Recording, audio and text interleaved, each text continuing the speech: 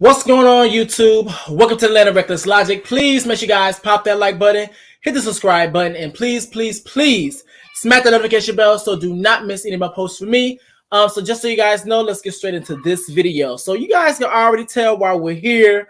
I will be talking about Dwayne Wade, Gabrielle Union, of course. Our very much favorite person at the Reckless Bureau is, of course, Boosie Badass. All right, so with that being said, what I will do, because I know for a fact I will be cursing, and I know for a fact that I will be showing videos, so I will be running my fair use. So let me get straight into that, and after that, we're gonna get straight into the video.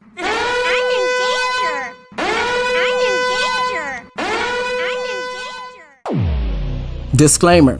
Copyright disclaimer under Section 107 of the Copyright Act of 1976 allows is made for fair use for purposes such as criticism, always constructive. Comment down below. News reporting, I guess that's what we doing. Teaching, hopefully y'all learn something. Scholarship, we ain't got no money. Education and research so you can get a nasty piece of degree. Okay? Fair use is a use permitted by copyright statute that might otherwise be infringing.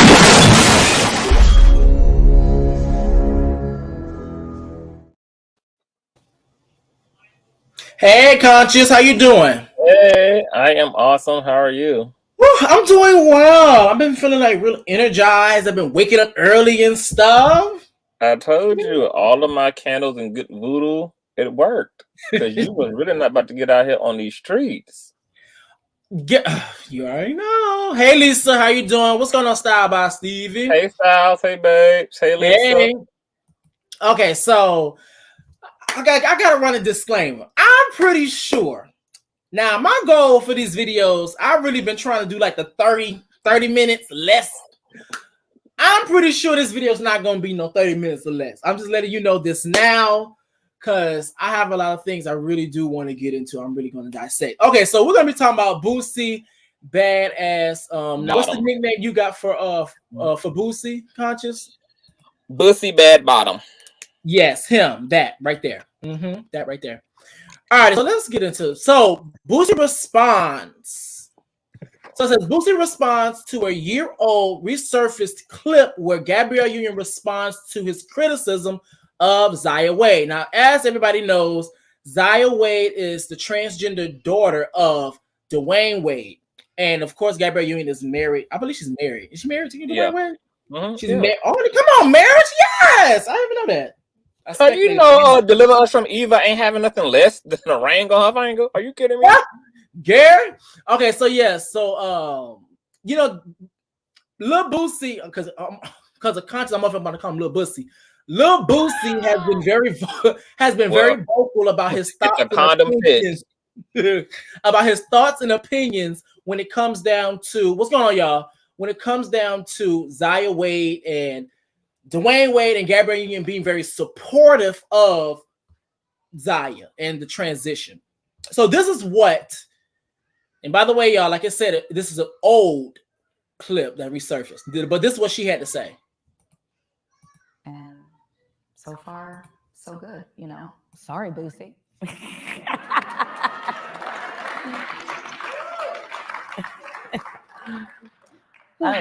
He's so preoccupied. Yeah, he is. Very much almost so. Like thou doth protest too much, little Booze.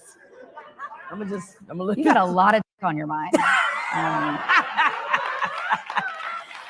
I mean, it's throw like that out there. It's like Zaya and Lil Nas X living his head for free, rent free. Like what? It's like, sir, something you want to just go ahead and tell us. This is a safe space. We can be your sanctuary. Perhaps that safe space was not provided for him, and I don't think he had a. We could definitely tell. And so far, so good. You know. Sorry, Boosie.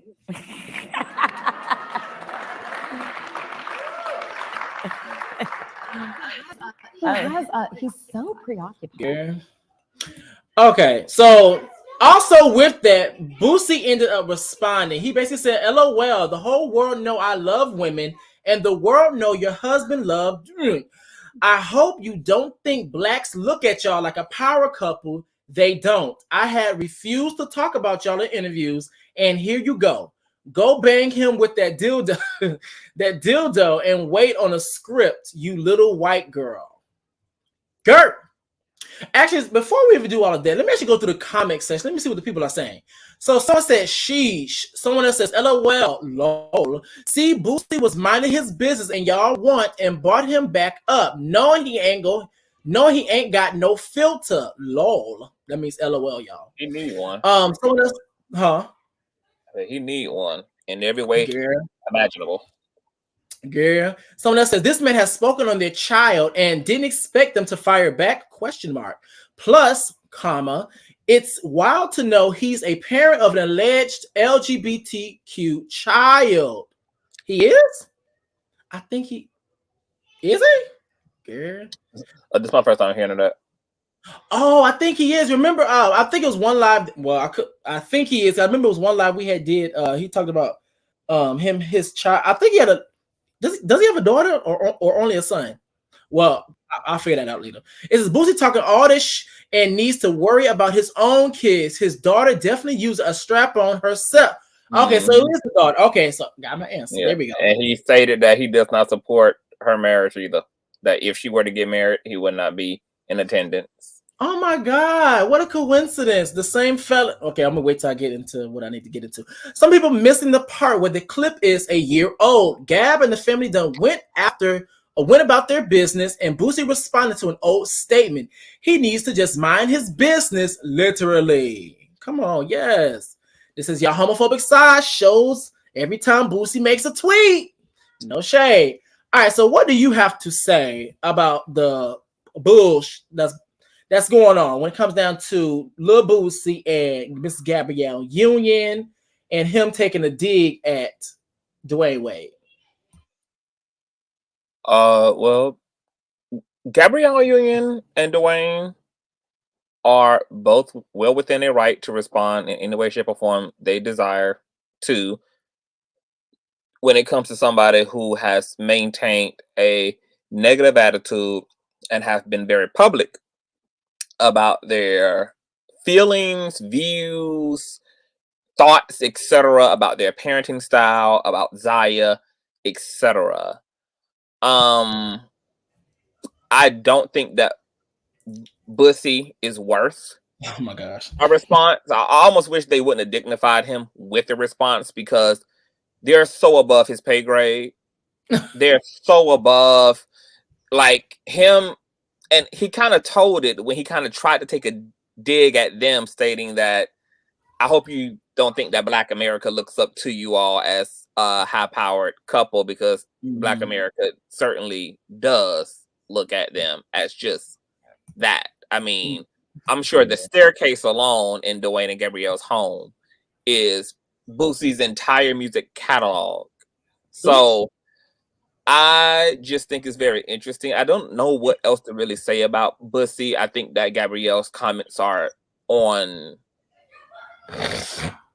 script with what psychologists are discovering in their research of homophobes, which is that most homophobes, especially male homophobes, are homophobic out of displaced anger and confusion around their own orientations. And I think that Boosie needs to really sit down and take a long, good HD look in the mirror. That same mirror that he looked into when he allegedly saw one man riding another man's peen in a prison cell. I mean, if you let me tell it, I think Boosie had an OBE when he was on top of that male prisoner and had projected outside of his body and was viewing his own self from the outside in during the whole excursion, because the part of him that's convicted and that been raised to hate homosexuality and homosexuals just could not take girls. So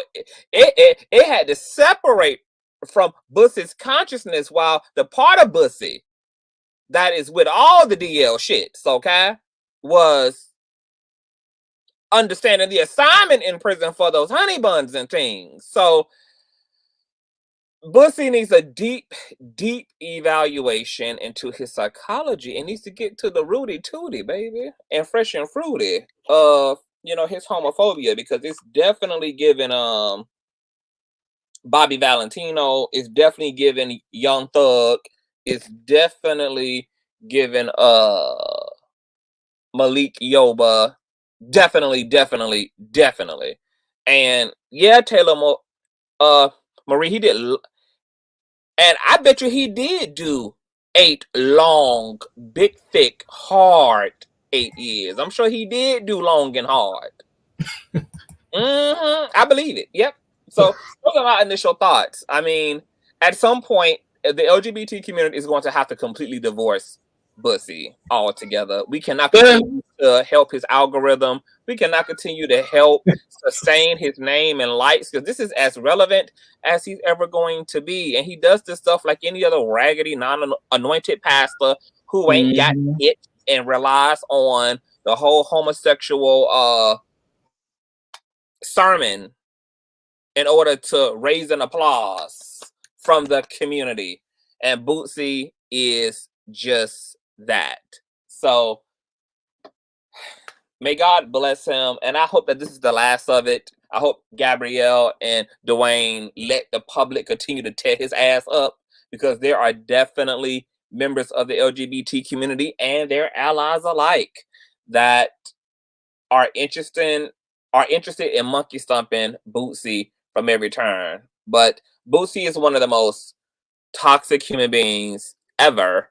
And on top of that, I'm not shocked by Boosie Reckless. I don't know about you. What I am actually more discouraged by, what I'm actually more offended by, what I'm more disappointed in, is how much of our people, in terms of the melanated community, stands behind Lil Boosie and refuses to hold him accountable for his toxicity, refuses to hold his music accountable for indoctrinating young Black men to lust after a life of crime and criminality and violence and hypermasculinity. I am literally like shook that our community refuses to hold this man accountable for what he admitted he subjected his own son and nephews to, the sexual exploitation of Lil Boosie. But yet the same community is completely triggered up and want to sensationalize the sexual exploitation of R. Kelly and the sexual exploitation of Bill Cosby. But yet Lil Boosie has a sustainable celebrity amongst the Black community. It's the hypocrisy of our democracy for me. And it's a shame, and it's a goddamn scandal. And so when it comes to these conversations about the Black community and its politics around sexuality, the dominant society can never convince me that they are not homophobic, because Lil Boosie's relevance, the relevance of his homophobia, is the receipt that our people still collectively hold toxic, divisive politics when it comes to queer people. Gary. Well, here's the thing, because I'm about to really just go into a whole rabbit hole when it comes down to Boosie. Because my thing is this. Is this interesting? Because I decided, of course, per usual, and I actually, the last part you said is what I really wanted to speak to. So I started to go through the comment section, and of course, you're gonna find certain people that's gonna be like, oh no, this is wrong. But of course, you still have those group of individuals that really are still on their bald-headed whole shit and still are ignorant and still support this man no matter what. But let me do this. Bam. So here's the thing. Yeah, so when it comes down to Boosie's response, that's what I wanted to do. I wanted to actually talk about his response. Now, I think it's interesting. We can pull this bad boy up real quick. Bam. Yes. So here's the thing. It was a couple things that I noticed when Lil Boosie within Lil Boosie's response. He says, "The world know I love women, and the world know your husband loved dick. And the thing about it is that what makes you think that Dwayne Wade actually likes men? Just because he has a trans daughter, he actually supports his trans daughter, or well, I'm trying to understand what makes you think that Dwayne Wade actually likes men. And then not only that, he also said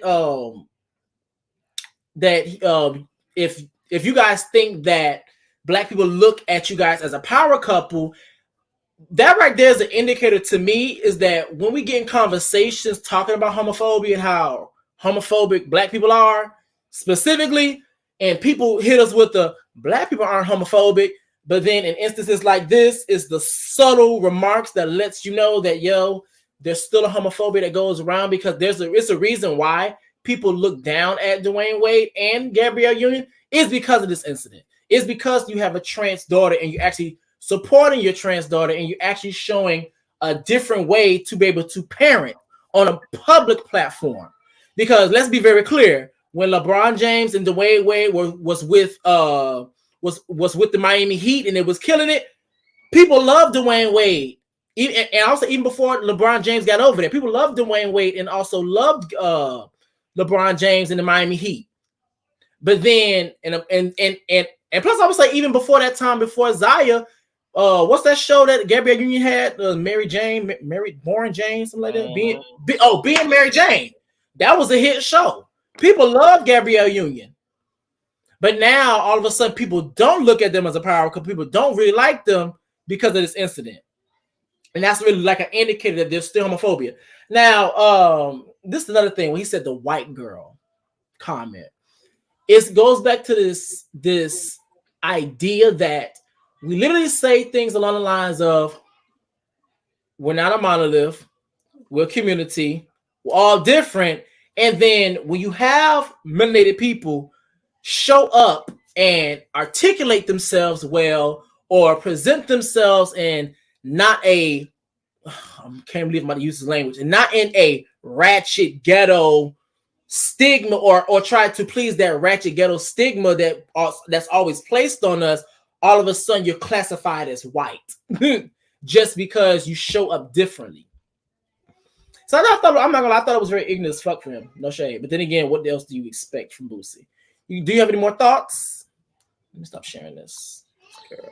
I do not. I find it.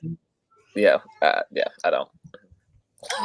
Okay, so let me just do this, cause girl. Now, y'all, just so you guys know, I got a whole bunch of stuff up here, so I gotta find it for me. Okay, so here's the thing: people look at.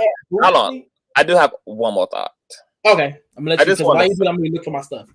I just want to say that it's Lil Boosie being resurrected as the Black community's savior from transgenderism and homosexuality is literally so insulting. Like that, it's beyond me.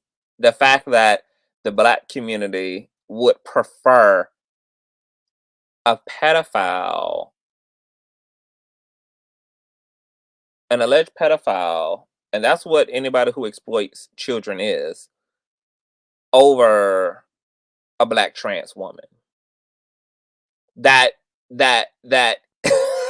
pedophilia as a standalone title is demoralizing and warrants the worst of punishments as far as most of the Black community is concerned. Like, oh, cut off their penises, put them under the jail, throw them directly into hell. But apparently there is one thing that can redeem a pedophile in the eyes of the Black community. And that is a pedophile who holds very strong anti-trans and queer ideology.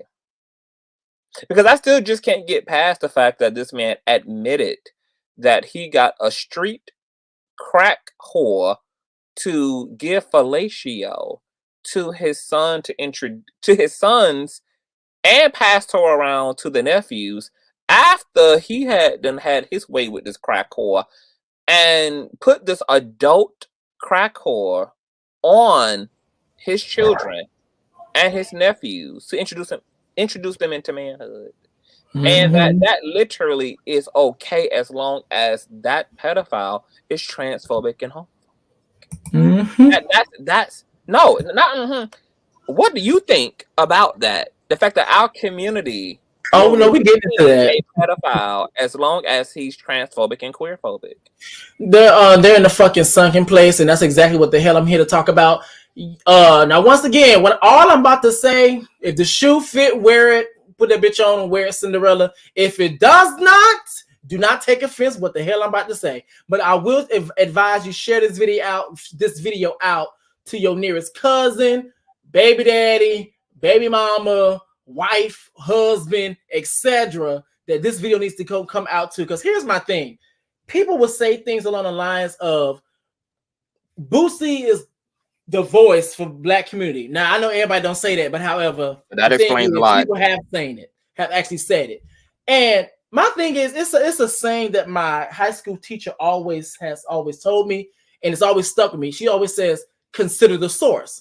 So that's what we're going to do. First off, this is the exact same man that, like you said, had a grown woman completely sexually assault his own very much child at the time and his cousins, just to ensure that they are straight. This is the exact same man that talked about in articles and had visited young youth and said, do not have ops.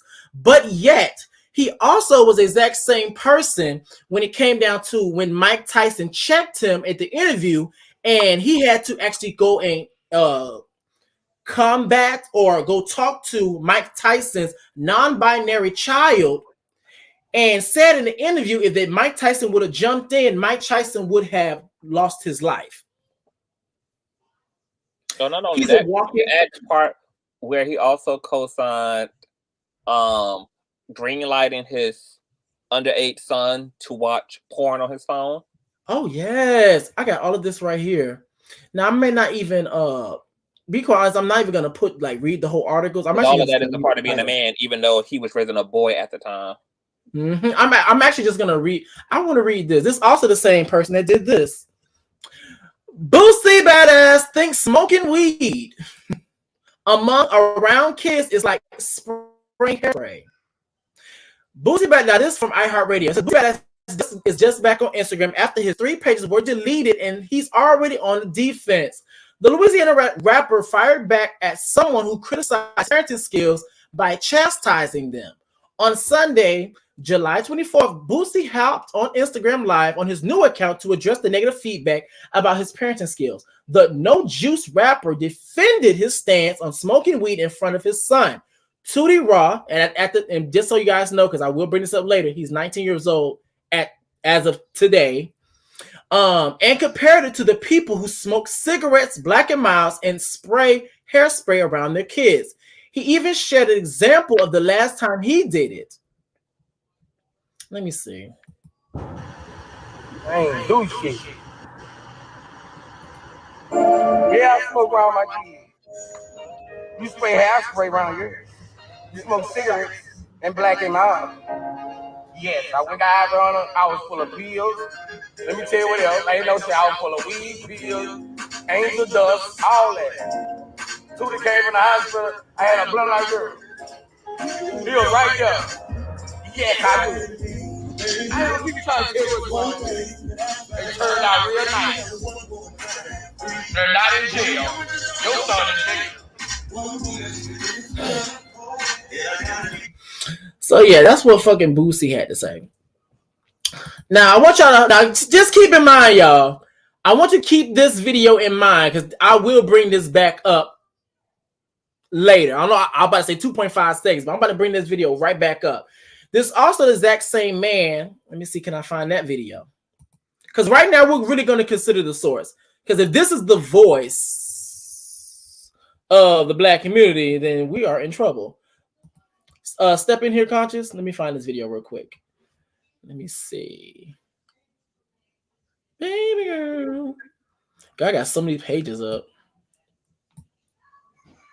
Ooh. Baby. Where that bad boy at?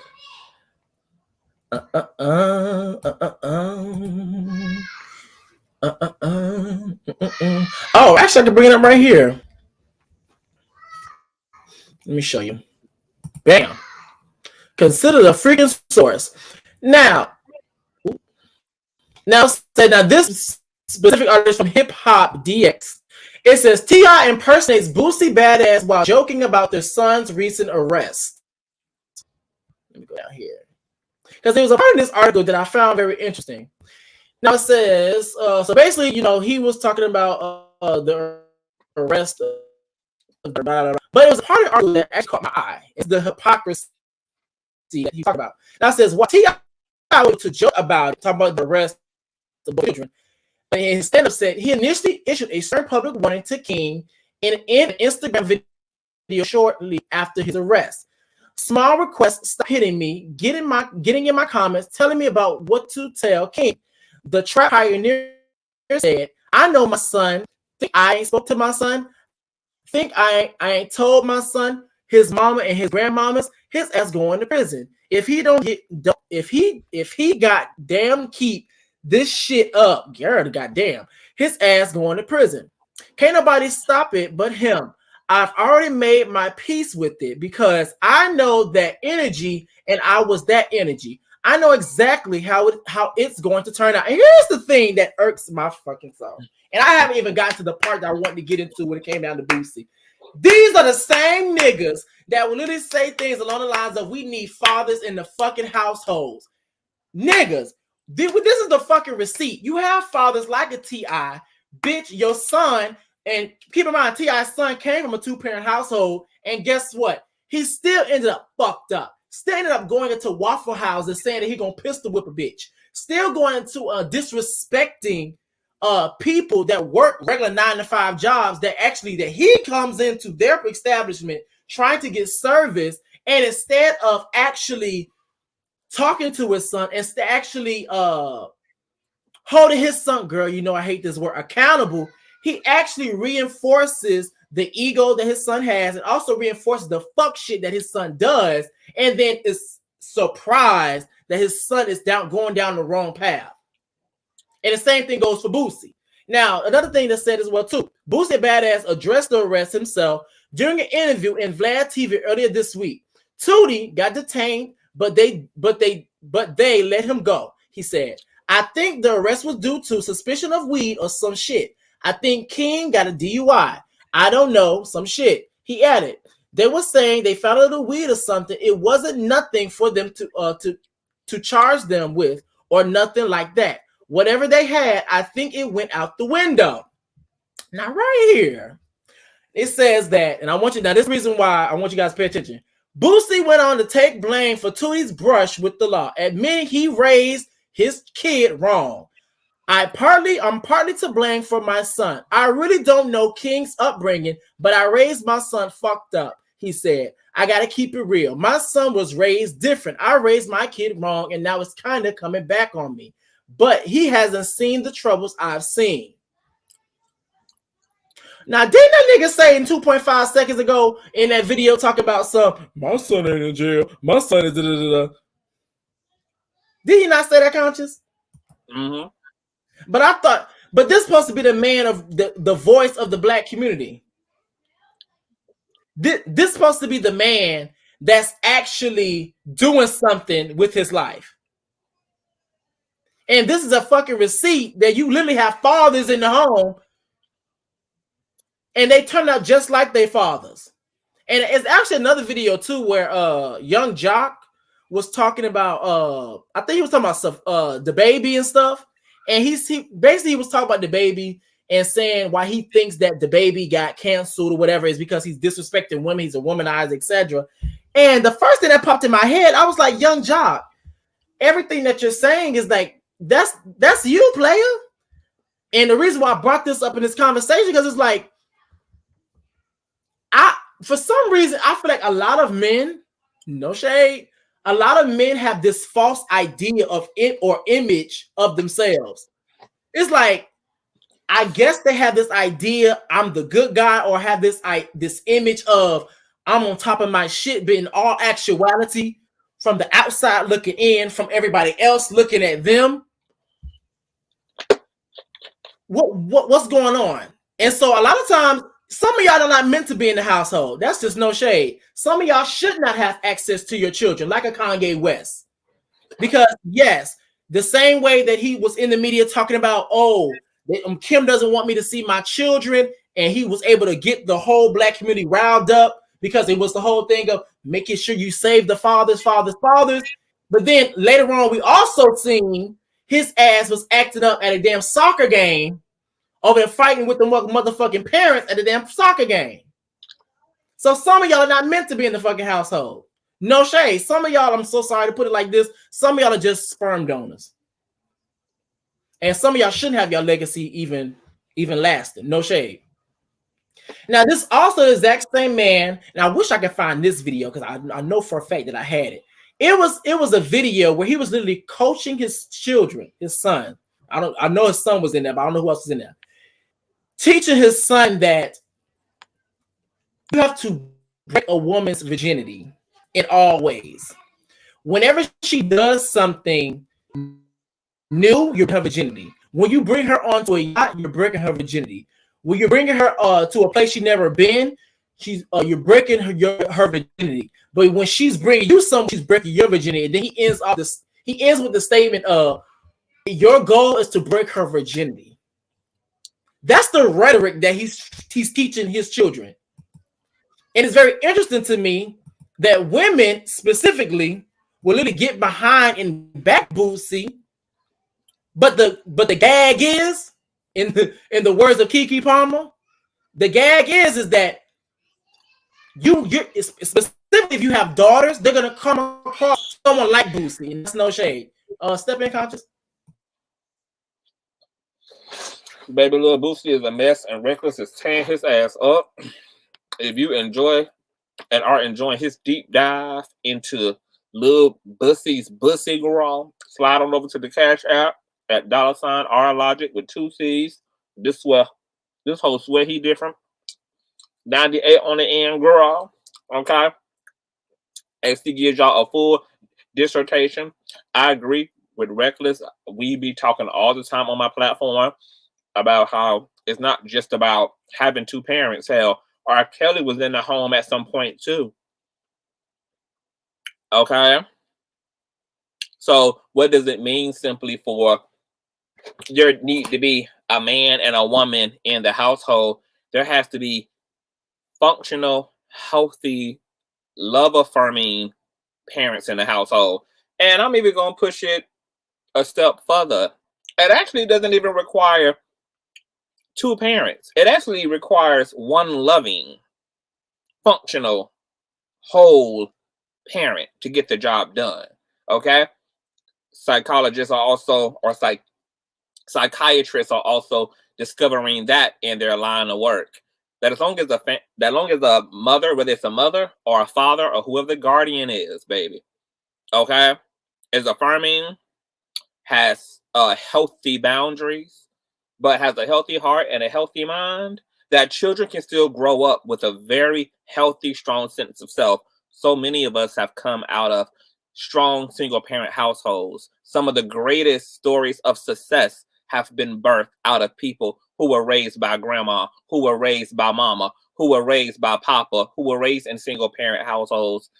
I understand the importance of the notion that children should have access to both mother and father, and certainly it took 2 to bring them in. It definitely would be ideal for the 2 to see them all the way through as well. But a lot of times the whole a father needs to be in a household is a point that's weaponized and perverse by patriarchy, who only wants to use that notion to put themselves back amongst women who they want to carry them through the entire relationship. It's not really said by men with the understanding of what it really means to be a father and to father the son or to father the daughter. How are you not, Rajan? How are you not subscribed, okay? In the words of Miss Zodiac, boo, you are tardy for the mother. motherfucking party. Okay. I'm somebody. Oh, you're back, Logic. Take it away. Yeah. Okay, so here's the thing. Like, and my thing is this: when it comes down to Boosie, and this is the reason why you have to consider the source. You're talking about a man that is a predator on children, but yet we literally had a whole congressional hearing, in the words of Conscious, when it came down to Balenciaga, and rightfully so. But yet we still hold on to people like R. Kelly, and we also still hold on to people like a Bill Cosby, and also like a Boosie. And as well to that, he's also the same person that got upset for when it came down to R. Kelly getting sentenced. And he's also the same person that got upset when it came down to Tiffany Haddish. This man has a pattern, but yet he's quote unquote the voice of reason. And the reason why I'm getting the black community, because keep in mind too, even with me considering the source, everything I said wasn't even directed towards Boosie. It's directed to the community as a whole. Because the thing is, that lets me know is that y'all have no issue having the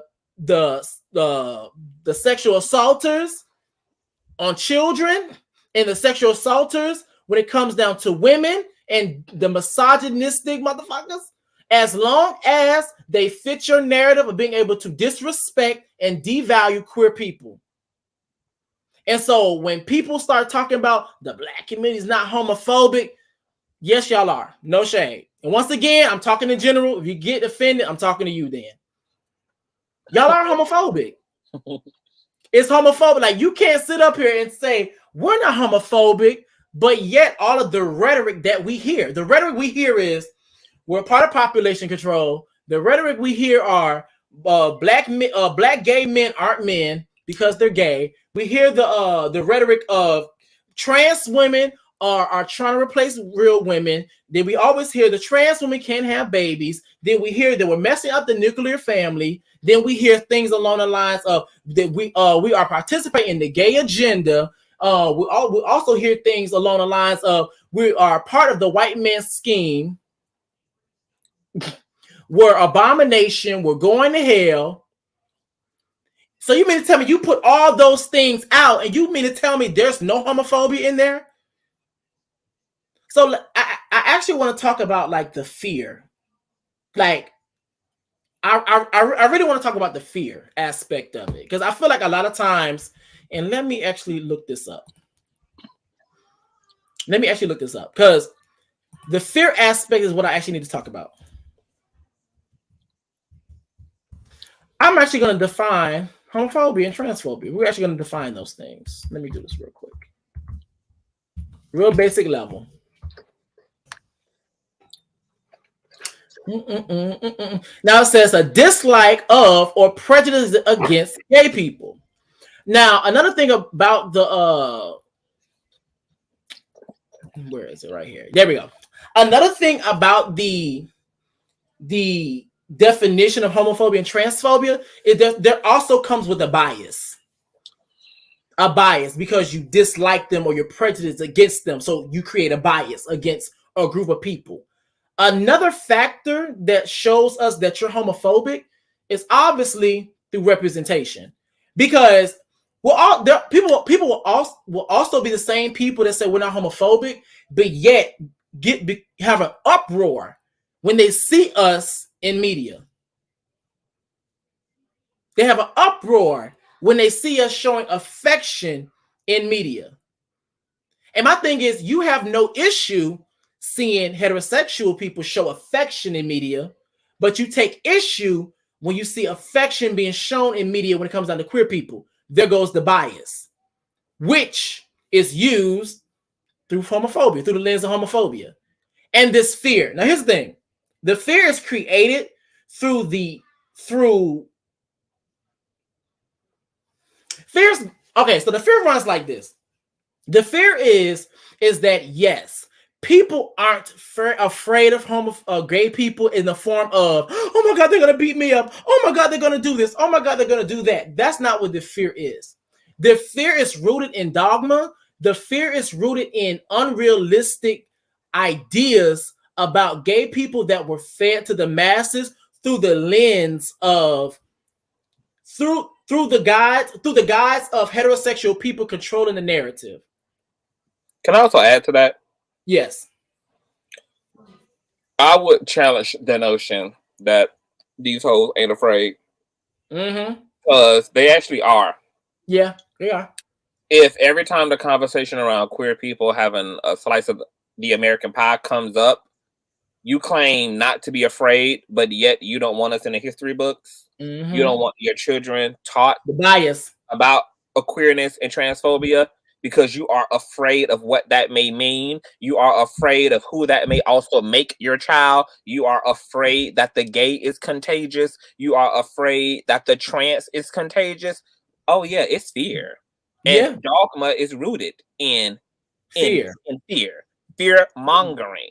That's all that they do as it relates to the narrative and the reputation of the queer community. Is they turn us into monsters so that we can be so that people can be afraid of us. They inform the public that we are an abomination, that we are a demonic creation, that we are unnatural, that we are all these things to induce the fear. Because if you induce fear in a people, then you can also dehumanize a people. And when you dehumanize a people, you can gaslit the destruction and the demise of those people. You can gaslight the witch hunt and the disposing of those people. So, oh yeah, there's much fear. All they got to do is listen to what comes out of their mouth. It's nothing but fear. Yes. It's very much like it's nothing but fear. And the thing about it is like I said before, they will literally do everything, as in they will do the action. Oh, I'm not homophobic. I just disagree. I'm not this. I'm not that. But yet you literally fall into the category of being a homophobe and a transphobe. And like Conscious said, I don't know if you said this yesterday. I believe you did. Well, at least I know for a fact you said on the phone is that you have no issue with what people believe. Is that it's what comes after. Yeah, can we talk about that? Can we get into that real quick? Yeah, get into it. Yeah, so we were talking about I'm probably gonna get chewed up for this. I spoke about, I'm now a believer in perfect homophobia. and y'all probably be like, CTV, what the hell? A perfect homophobia, girl? Yeah. Yes. My grandmother made me a believer in perfect homophobia. And I've already shared this with the conscious crew, so I don't have to go through the whole thing. But when I came out to my grandmother, her first statement was, I know what the Bible says, but you are my grandson, and I love you, and I support your happiness. And even though my grandma has been a Bible-based, Holy Ghost terroring, choir singing, married to deacon, woman who put all her children through church. All of my aunts and uncles was raised up in the church, was on the choir, the Bible, Christianity, being saved. Those were all very significant tenets of my family's culture. And she put all that aside to put her love for me ahead of her ideology. And from that point on, my grandma also showed me through action. She inquired about my partner, wanted to meet my partners, were eventually introduced to my partners, welcomed my partners to family gatherings, etc. My grandma stood all the way into love. She didn't just make that blanketed statement. She demonstrated love through action. And then I sat back and said, my God, well, how can one not oppose the other? How can you have a anti-queer philosophy, but also yet be loving and affirming? And I use my grandma as a case study for myself when I just tried to unpack, how could this work? Why was this working? How was this? And then I realized, oh my goodness, and I'm not speaking for every other queer person when I say this, I'm speaking for CTV. I realized for me, because my grandma was able to hold a Bible-based attitude toward queer people, and yet also be loving and supportive and affirming at the same time in her actions toward queer people, I realized that I don't have a problem with what people believe. What I have a problem with is people being subjected to what people believe, people being abused as a result of what other people believe, queer people being unsafe in spaces and being haunted and abused psychologically and emotionally and oftentimes physically and sexually as a result of what you believe. I actually don't give a good goddamn what you believe. My issue is you live in a society that gives you the power to take what you believe and to absolutely force that down another person's throat to the point of their life being taken. Is how extreme you can go with whatever is in your mind about queer people. I'm personally not interested in living in a managed society where I have to worry about what the hell folk believe. What essentially I want to do is live in a safe and creative space that affords me the same liberties, resources, and luxuries that every other human being is afforded. And if people can have their attitude without being on their bald-headed whole shit, I'm okay with whatever attitude you hold, because I also hold attitude and beliefs about things, about you know, the ways in which people choose to show up. And yet I'm also not going to get in the way of anybody. I always say this, a few years ago when the Satanists were running around the country, trying to get the governors and trying to get the Supreme Court to resurrect their temples and their Baphomets and their statues, you know, on the state lawns and and they wanted the same religious freedom. You know, of course, a lot of Christians were up in arms and was like, hell no, and I thought to myself, well, what's good for the goose is good for the gander. At the end of the day, religious freedom is religious freedom. And you cannot vote on behalf of your own freedom and then turn around and vote against someone else's. You literally defeat the premise for your own freedom when you participate in someone else's oppression.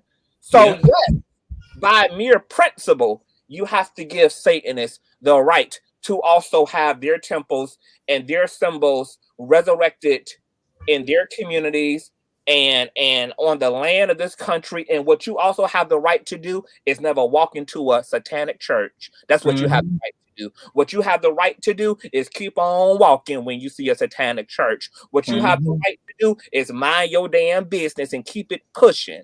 But if you believe that you should have the right of freedom, of religious freedom, etc., and then other people have to tuck their spirituality in the crack in the corner somewhere, that's not how this works. And the same thing for gender, the same thing goes for any other freedom of autonomy and any other freedom of expression. It's a principle thing. I can vote for your freedom and also not agree with what you have a right to do. I can hold both of those things. And that's why, for me, I'm sorry. For me, like conscious, a little bit different from me. Now, in the aspect of, when you know me personally, you have to accept all of it. No shade. There is no picking and choosing, as in, oh, you know, I don't agree. It's nothing to agree or disagree with. Then if you don't agree, bye. Because my thing is this: a lot of the times when it comes out to a lot of people, when people don't fully accept, they don't know how to fully respect you. And a lot of times, if they're not, they may be aware of the explicit ways of being able to disrespect a person, but they're not aware of the subtle or very silent dog whistles that are very disrespectful when they aren't, quote unquote, so accepting. Because a lot of times, especially when I get into conversations with different people that disagree, even the way that they talk changes. Like if we talk about heterosexuality, it's just heterosexuality. It's just straight.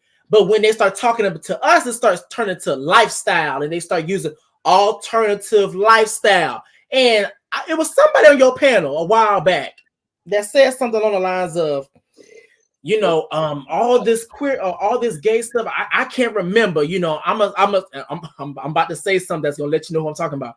I'm a simple man, and said I just know alternative lifestyle, and I was like, that's bullshit. To me, that's bullshit. Reason why that's bullshit is because you can remember alternative lifestyle that has way much more syllables than the word queer. That's bullshit to me. So for me, if you want to have access to me in my real life, real day, every day, you have to accept all of it. And the thing that irks my soul is that when it comes down to melanated people, they want us to do something that they aren't willing to do. You don't talk to white people that only accept certain bits and pieces of the black community. When it comes down to your personal circle, now in real life, when it comes down to you going to your job, yeah, you probably got to deal with that bitch or deal with his ass or whatever. But in your personal circle, you do not have non-black people in your non-black people in your circle that pick and choose what type of black people or what certain black community they want to, or they hold racist ideas. So don't get in the faces of queer people and try to tell us to do something that y'all ass not even doing. And that irks my fucking soul.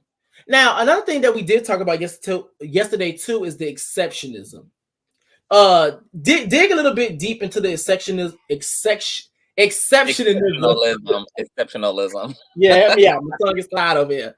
Yeah. Aspect of the conversation, because that really does play a big giant part. Because also with that, because I actually forgot to share this part, and that's the reason why I brought this up. Look, it's coming back to me. It's coming back to me. Let me share this, because when I seen this, I was like, "Girl, bye." So, is it up? I think it is up. It is okay. So after they had the whole incident where Boosie responded back to an old clip. Taylor Bennett is, by the way, y'all, is Chance the Rapper's brother. He responded to what Boosie had to say about Zaya. Yeah, no, about what he responded with to Gabrielle Union. Oh, okay. And so he said, "I love Boosie, but the way he keep at the family is bogus. You don't got to embrace it or support it, but I see folks talking about gay stuff every day." Now, I know from the surface level that looks like a yes, okay, that's cool, that's respectable. But let me just add some context. The context is that Taylor Bennett is a bisexual man. And more context is that this whole thing of "I love Boosie,"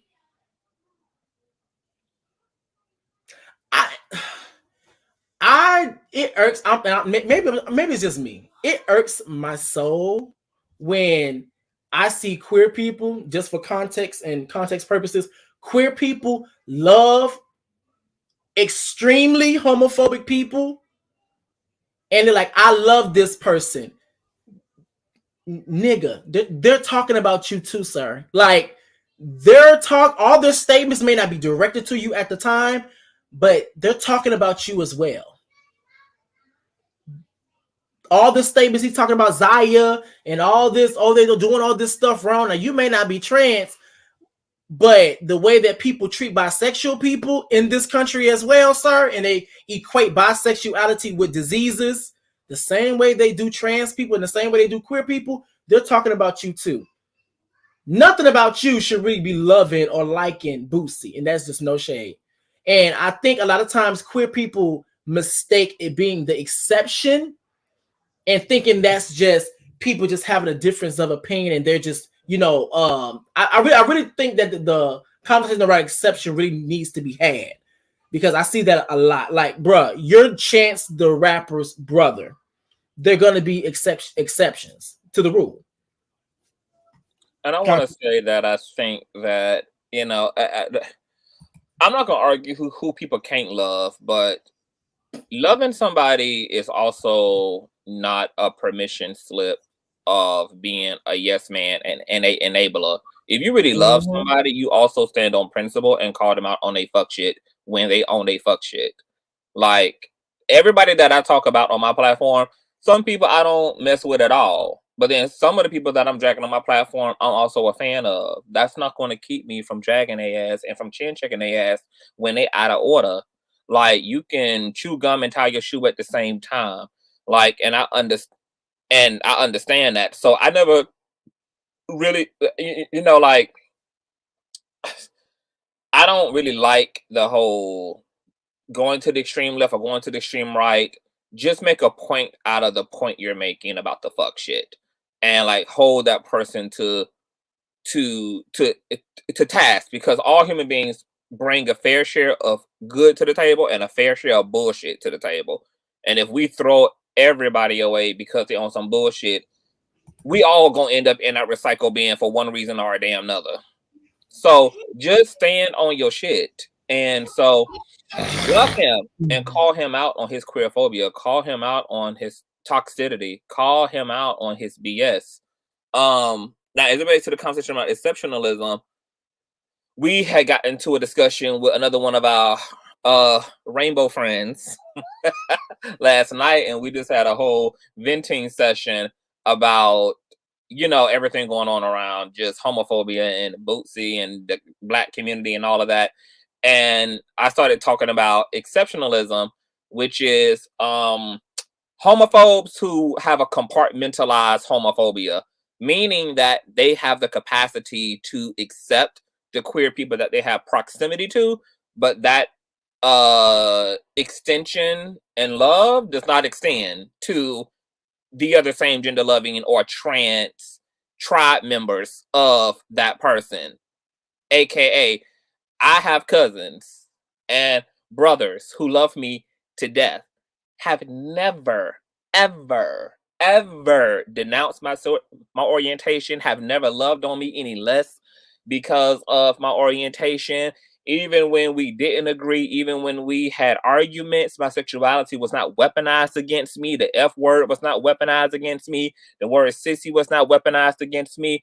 I mean, I'm talking about dudes who kiss me all on my face, hug me, and just love me, and just, I mean, I'm a part of the clan in every way that one can be a part of the clan. But also, there is a disconnectedness too, because that acceptance is solely and is exclusive. And it's exclusive because of proximity. People that have known me my whole life, people who know me beyond my identities and my intersections, people that have strong memories with me, etc. And I spoke about one instance where my brother, who has always been affirming, always, you know, loved on me, etc., never ever heard him say, feel, no word ever got back to me that he, you know, said something in a disparaging way about my orientation. My brother actually is the opposite. He's actually defended me and spoke up for me when I wasn't in the room as it relates to anti-queer bullshit. But there was one time where I and my mom had went to McDonald's and we had went through the drive-thru, and there was a gay guy who was serving us at the window, and he was like obvious, you know, he was like an obvious flamboyant individual, and he had recognized my brother who was sitting in the passenger seat, and he was like, "Hey, what's going on?" And my brother wouldn't even look at this nigga. Like, my brother was okay. I have a question though. Huh? I have a question about that though. Like, okay, so do you think it was just that? Because if he recognized your brother and felt comfortable enough to say hi to your brother, do you think that they had like it's like one of those situations where because I've actually been in situations where, and now this is the quickest way to get cut off by me. If like I have situations where I'll talk to the person, they be like, "Oh, hey," but I guess when they see certain people or have certain people in their presence, they obviously they'll know you. Because my thing is like obviously the person felt comfortable enough to be like, "Oh, hey, how you doing?" Whatever your brother's name is. "Oh, hey, how you doing?" And your brother was like, so do you think like that was that could have been a situation? What you mean the situation? Okay, the situation of like, because the thought that came in my head is that the way your brother acted, I wouldn't think that your brother knew him that well, at least in my head. So obviously on the other person's end, I guess he felt like he knew your brother well enough, as if if they saw each other, like, you know, saw each other, whatever, he can say hello. And so I don't know about that, because I know that, you know? Okay. Because some gay men just don't give a fuck. Like, they don't give a damn about like, gay men gonna be themselves, honey. Like, they gonna be their joyful, they gonna be their joyful extroverted self, honey. They, you know, they just gonna do them. But I think it was a situation where I think my brother is generally cool, even at school. He's generally cool. It did not give me, this is somebody who knows him personally, but knows him socially. Like, obviously, oh, that's somebody from my school. He's never been overtly homophobic. I feel comfortable speaking to him, seeing him outside of a familiar environment. And then he learned that, okay, like, like, that's about as far as our association is going to go. Is me seeing you in the hallways, or maybe sharing a class with you, etc. And I remember observing that moment and just thinking to myself, yeah, oh, so I'm the exception to the rule. That acceptance and comfortability that these guys have around me does not necessarily demonstrate their politics entirely or their acceptance entirely when it comes to other queer people. They wouldn't be uncomfortable around my femininity. They wouldn't be uncomfortable around my expression of sexuality or whatever it is, but they would when it comes to other people. And so exceptionalism is a real thing. And I want compartmentalized homophobes to understand that, because this is why a lot of compartmentalized homophobes don't even think that they're homophobic at all. And they will go to the queer person that they have the closest proximity to justify that they are in fact not homophobic. Like, oh no, I have a lesbian, I have a same gender loving daughter, or my best friend is gay, or they do the but I have a black friend thing. And it's like, yeah, that token queer person in your life clearly is the exception, because if your politics came 360, you wouldn't be able to completely accept this person in all their glory over here and then have something to say about queer people who do the exact same thing that your child does, or that your nephew does, or that your best friend does, but yet you are disgusted by it on every other gay person, or you find it so extra on every other gay person, or you find it in your face as it relates to every other gay person, but yet, though that resistance does not exist over here, that's the exception. And so a lot of queer people, just like a lot of compartmentalized racists, they cannot accept that they're compartmentalized racists because they have some token black person who they're close to, who they love and like, their favorite black coworker. I can't be fucking racist. And it's like, yeah, baby, you racist as fuck, honey. And your token black homeboy or token black homegirl, or your fetishized ass wife, or your fetishized ass husband does not necessarily illustrate your entire politics, because at the end of the day, all politics, when they are truly matured politics, they come full circle. They're not fragmented and sketchy and very skippy and glitchy like that. It don't look complete over here and then it's raggedy as hell over here. Yeah, it comes through. It's smooth 360.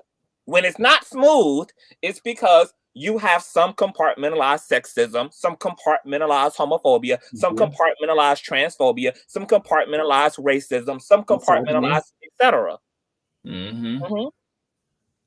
So yeah, okay. So to add to that as well, because I actually, well, I'm pretty sure just about all queer people, I'm just gonna have to group all of us together, experience a lot of exceptionism.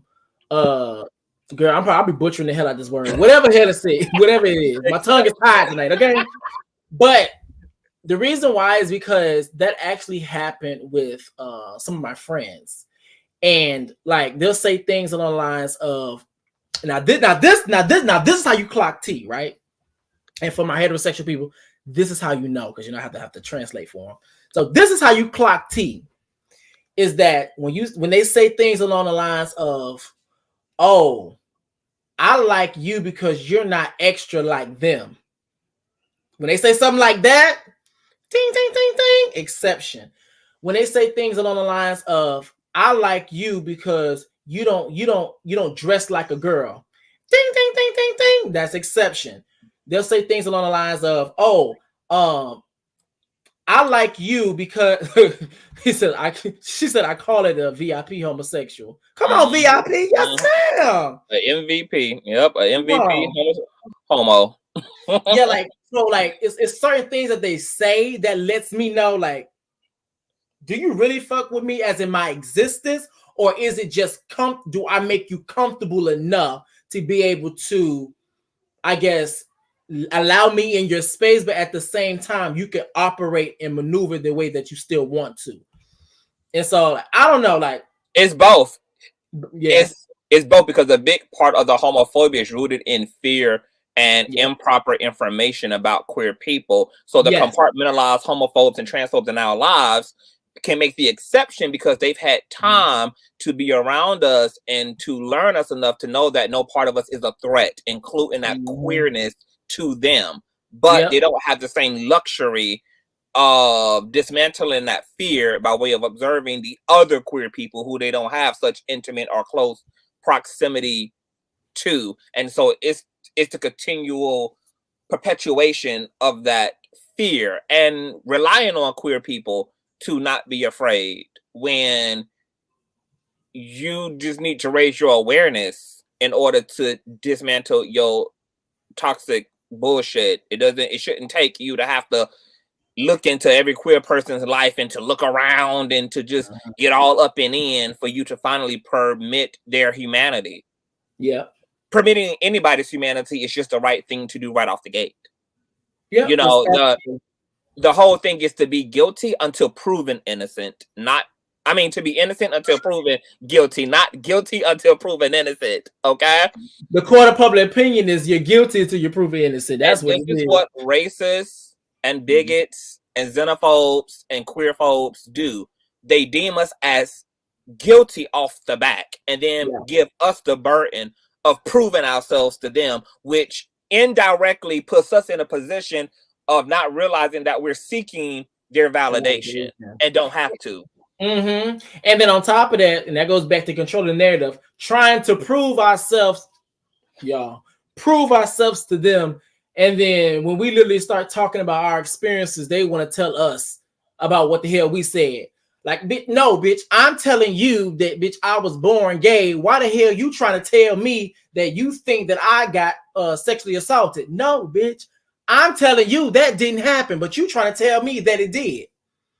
So it's just like two ideas keep trying to clash. And let me just go back to Boosie. When it comes down to Boosie, no shade.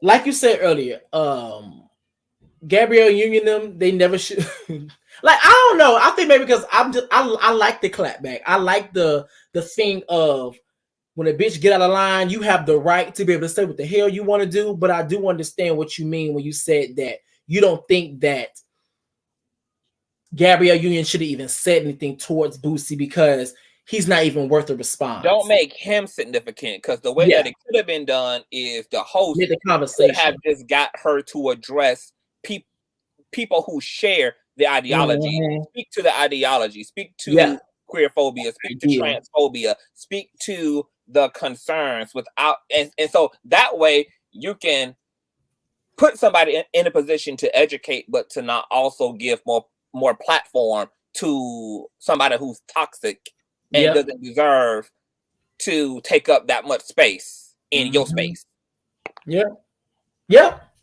I agree. Now she said it's like the companies who hire certain folks for quota because few gays and lesbians are around to seem accepting The only difference is that they don't get a tax credit like the companies. I 100% agree.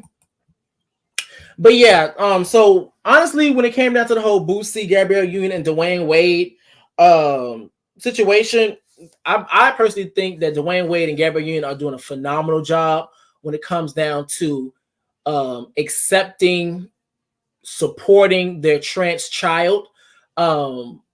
This is really a big thing because, like, a lot of us queer people, we didn't have that. We didn't have that, and I can, from the surface level, I can understand, or I can get, because I'm not gonna say I understand. I get when heterosexual parents talk about some, when it comes down to this, whether they want to change their mind and they have their critiques and stuff. But the issue that actually comes into effect is that, guess what, guys? You guys aren't living this experience. So guess what? This situation isn't about you.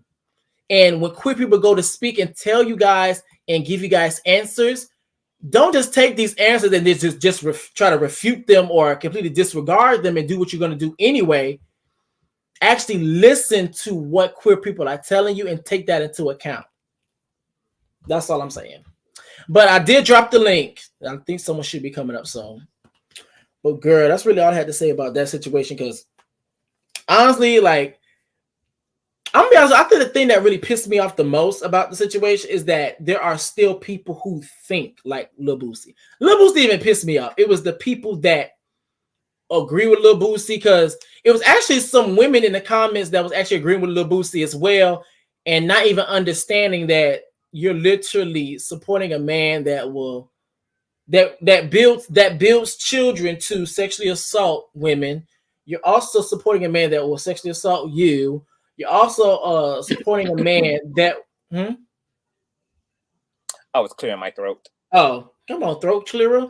You're also the same man. You're also supporting a man that will take up for the child's abuser than the actual victim, which would be the minor when it comes down to pedophilia and stuff. Like, this is the reason why the main phrase for this video, I'm about to say episode, is consider the source. Consider the source. What is the rhetoric? What are people, what values, and I hate kind of using values because that can change. What ethical values in terms of other people's humanity? What ethical values are this, what is this person holding, like representing and amplifying? It's the same way that when Kanye go to speak, what values is this man representing and amplifying? So I'm just saying. And what Nakia P was talking about is basically affirmative action. Mm-hmm. You know, affirmative action in the workplace, where companies and institutions have to hire a certain set of the minority class in order to avoid motherfucking observations that can penalize them, like race discrimination, gender discrimination, sexual orientation discrimination.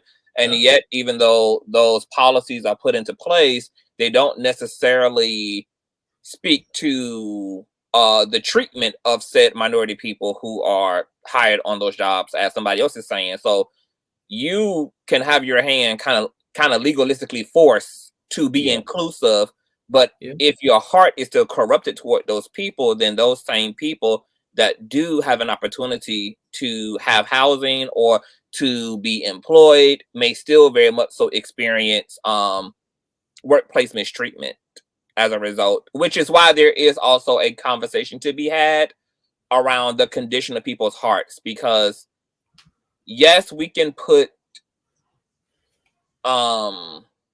we can give people resources, but if people's hearts also do not change toward people that they have to share space with because the law affords them or forces them to share space with people who hold different feelings, you could still be subjected to someone's discriminative, nasty attitude towards you, whether that be overt or covert. So we do need to reach deep down, not just in the shallow of let's pass laws and get things done. We need to do that too. Like, queer people just need to have access to the resource, period. They need to have access to the to the space. All people without do need to do that and need to have access to that. But you have to burden yourself when it comes to your own discriminations and really reach down. Like, I remember being on a panel, and, you know, I've shared this with you 1,000 times, when Rebel Son had invited me to a panel that his homegirl, one of his female best friends, had held over on Facebook. And she wanted to have a conversation around queerness and all of that. And so we was having a great conversation. It was like me, him, and I think Captivating Christian. And it was her. And then, you know, she had made an interesting statement, which goes in sync with what we're talking about here. She said, you know, because she has children, she has sons, etc. And she was like, you know, I have, you know, gay friends, gay best friends. I love gay people. I support gay people. Rebel is one of my, you know, best gay friends, etc. But, you know, I don't want my son to be gay. And I said, bloop. There it is. And so I started helping her to unpack that. And she was like, I really don't get it. I said, I know exactly why you're able to hold that. You know, for one, because everything that we just said, exceptionalism, you know, that plays a big part into this. But at the end of the day, homophobia is so second nature to your fundamental understanding of society that even though you have afforded yourself to get to know the queer people of all kinds and build meaningful relationships to them, that social programming is still running very deep in your consciousness, because you've heard that resistance and been taught that resistance, and that resistance by other members of your community has been demonstrated to you since you've been in the world, by the church, by other people. You've seen openly harass queer people in school and within the family, and this has been okayed by the collective and by the majority. And so sometimes the way we've been conditioned, despite the fact that we're making strides and progressing, sometimes this is a life work. When you have had something taught to you, demonstrated to you for 18, 20, 25, 30, 40 years, despite the progress, it is called progress for a reason. And clearly she was still progressing, because on some level, on some level, homophobia was able to exist in the crack of her corner. And I thought it was interesting that it came to her child, because it also spoke to her attitude toward her children, which was that she more, and, you know, I say this in all due respect, but, and lots of parents inadvertently do this, where they also have a objectifying attitude toward children, whereas in you see your child almost as a chia pet or as a mannequin that you your culture and all of your beliefs and all of your preferences onto, which then makes the parent to child relationship very difficult when the child is assuming a identity of their own but cannot get any positive affirmation from their parent about that individuality, because that parent is looking for you to fulfill their hopes and wishes, not for you to fulfill your own. And so it just becomes a problem that gives way to another problem that gives way to another problem. And then you understand how we get here generationally. But child, after we had done did our whole panel and I had them broke her, I had them psychoanalyzed her ass and broke her reactions down, baby, she had them deleted that goddamn live, baby. She said, honey, you bitch, we gonna have me out here knowing that's no goddamn homophobe, girl. We gonna have to delete this receipt, baby. Because she was not expecting us to be able to go there. There's something else I wanted to say to that, but I think it'll come back to me. Hey, TS. Hi, how are you? How are you, Reckless? How are you, CTV? Hey, TS, how you doing? Doing well. I'm good. How's everything? Doing okay. Okay, so what are your thoughts on the situation? What are your thoughts on Boosie and the conversation? Well, you know, there's always a Boosie in the community or in a community. There's always someone like him. He's like the gutter of the community. He's literally the gutter. There are many Black communities that wouldn't accept him, regardless if they would agree with him or not. But, you know, there's always someone that hangs with the gutter people. as I could say. You know, like when you think of those type of people, they do things like I heard both you and CTV said about Boosie. They abandoned their child. They do things like that. They're criminals. The problem is usually them. So they like to reflect that problem onto other people and other groups, people that they think have less power. And the thing, I heard CTV talking about that incident with that woman lived in fear. And it's a fear she don't ever want to face. Mm-hmm. And it controls her in a way. Mm. Okay, so I have a question. So TS, in your everyday life or in your past experience, are you able to speak to, or have you ever experienced, now what's the word again, Connie? Because you know my tongue is all tied up tonight. So I ain't got no water right now. Exceptionism? Yeah, of course. Yes, of course. Exceptionalism. I'm gonna get it by tomorrow, y'all. Yes. Of course I have. I call them, you know, they're like they're VIP homos, they're VIP transsexual, they're VIP this one, they're VIP that one. They put them at this level, like, it's kind of like certain people do to many different groups. You know, they do to an Asian person, a Mexican person, a black person, you know, so why not do it to us? Because they do it to everyone else. And the fiber of America, the homophobia and everything else, is in the fiber of America. It's in the grain of it. Yeah. So, a lot of them think that they think they're homophobes, but they didn't realize they never had a choice to really choose what they are. Mm-hmm. The choice was already given to them and taken away from them. Yep. Yep. There's a whole part in the Bible that they said that was never put there by homosexuality, and all of a sudden it was added. Now, Conscious, you're more educated in the biblical text. Do you know the context of why why that specific part of the biblical text was added? Which part? About the homosexuality, to demonize homosexuality.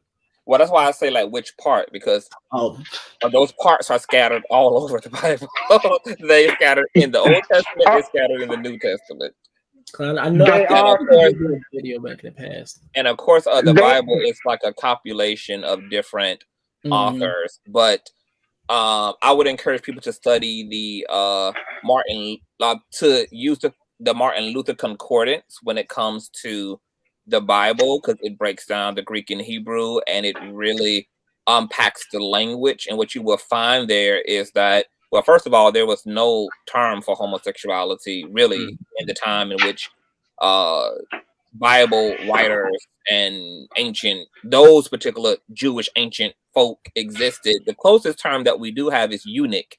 And when that word comes up biblically, eunuchs are spoken in a positive manner, even affirmed by Jesus, who said that there are those eunuch men who are made that way by other men. There are eunuchs who choose to be that way for the sake of the kingdom, and there are eunuchs who are born that way from their mother's womb. And let whomever can receive what I'm saying today receive it. And you see, preach. And you see, and when you go to the back of the glossary of the Bible, because the Bible is a coded book. It's a coded book. Sorry, it's a coded book. It's a coded book. It's totally coded. There are lots of things that men put in there to control other men and control us as human beings. And there are lots of things that are put in there that are true. That's what makes it coded. There was one point that said we were supposed to be indented to white people and enslaved by them. So it's a coded book. It definitely is. Yeah, it's a coded book, and it was used for a long time in place of a criminal justice system. So they created religion. They created kind of a criminal justice system under the guise of religion, which is why religion could persecute, prosecute, decide who was right and wrong, establish the death penalty and all of these things. So really what it was a little bit of inspiration of God hijacked by man's desire to control the population, as TS is saying, and to create structure and to control the way we exist and show up. And maybe that was done with good intent, but obviously that intent went to hell. Even the scripture says that the road to hell is paved with good damn intention. So and I also want to say one more thing about the concordance. Well, what's interesting is that you don't find homophobia being preached against in the word, even when you get into the New Testament and Paul is talking about the effeminate shall not inherit the kingdom of heaven. Well, when you use an accurate concordance like the Martin Luther concordance, you find that the word really there in place of effeminate is flamboyant, and what flamboyancy was a symbol of was wealth. And so the men of that day considered wealthy people were oftentimes haughty and materialistic, and as far as the text is concerned, these people already had their God. Their God was money. Their God was wealth, this haughtiness and egotism. And so you can replace the word effeminate with flamboyant, or replace the word flamboyant with arrogant, with narcissism, with materialism, that the materialistic shall not inherit the immaterial kingdom of God or of heaven. So when you don't, like, this is why the text tells you itself to study and show thyself approved, but you have dumbass Americans who take a literal approach to the Bible, even though they know it's been translated 50 trillion times over. They trust whatever translated version they are reading for themselves, and they also lack like the education around the way that the Bible has been politicized, the way that the Bible has been used and weaponized, all the different hands and means and filters the Bible has went through in order to even get to where it is. In order for Christianity got to be the number one religion in the world by killing half of Europe, by blood. Colonizers had to literally colonize Christianity. Had to colonize Christianity in the worst way. Christianity did not become the number one world religion because its message is so powerful and inspiring, and Jesus' blood is so rich.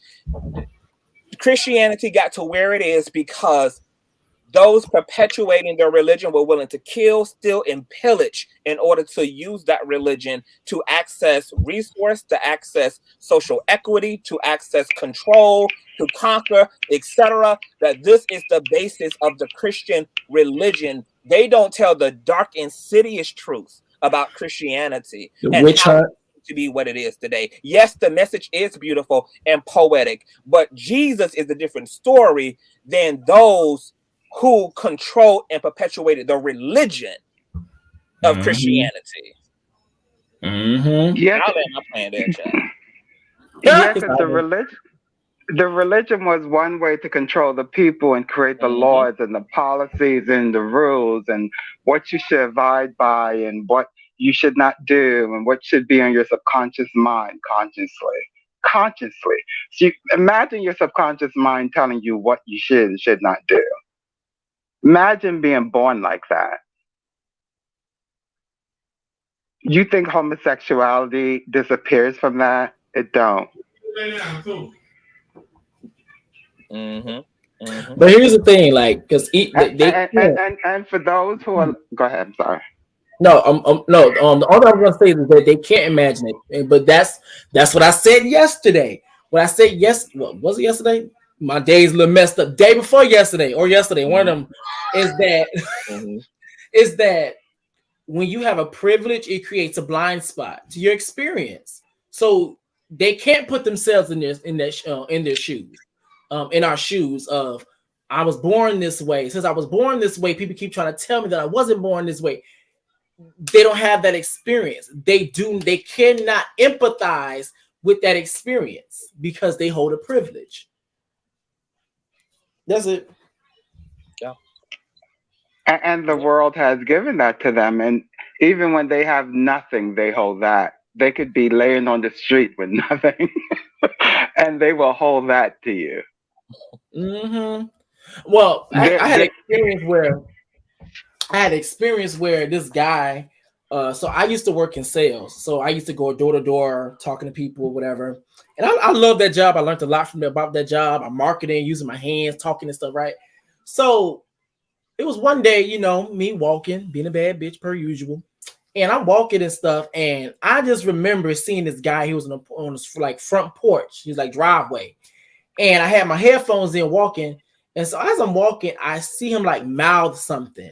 And so I take a headphone out and he was like, ah. I was like, what? And he was like, ah. I was like, what? And so the closer I got trying to see what he was about to, what was he saying?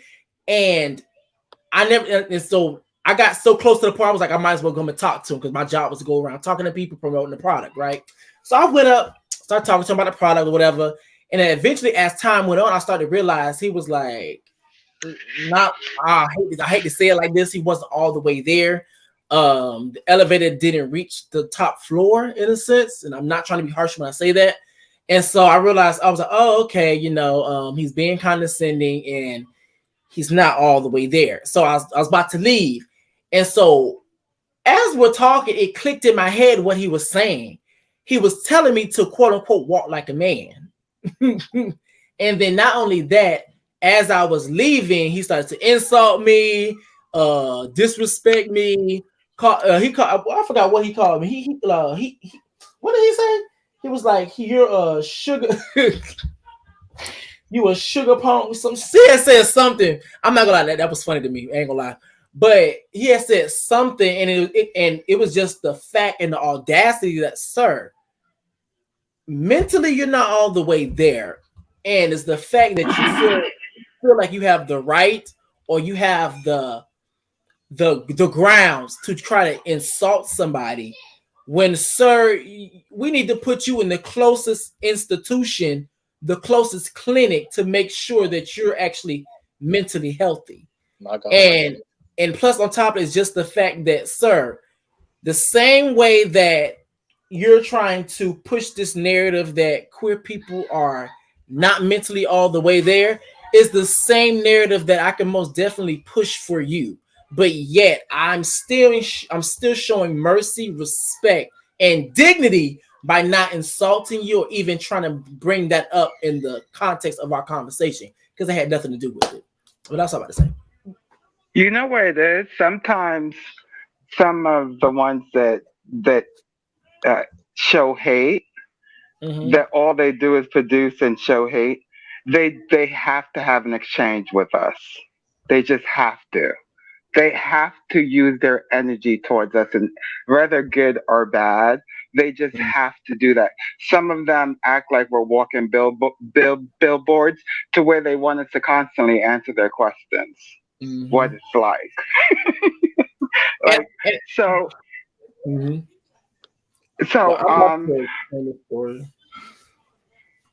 you're good. You can go.